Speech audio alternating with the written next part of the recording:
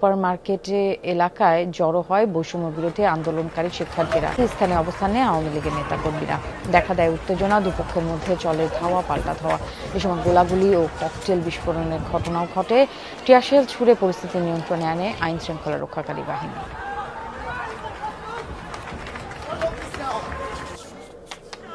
রংপুরের টাউন হলেও সকাল থেকে জড়ো হয়েছে বৈষম্য বিরোধী আন্দোলনকারীরা। তাদের সাথে যোগ দেয় বিভিন্ন প্রতিষ্ঠানের শিক্ষার্থীরাও। এ সময় সড়ক অবরোধ করে বিক্ষোভ শুরু করে তারা। পাশাপাশি প্রতিবাদী নানা স্লোগান দিচ্ছে আন্দোলনকারী শিক্ষার্থীরা।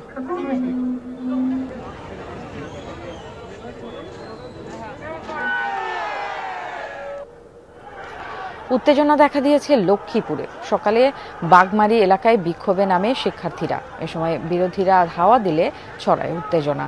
চলে দুপক্ষের ধাওয়া পাল্টা ধাওয়া। পুলিশ পরিস্থিতি নিয়ন্ত্রণে আনে।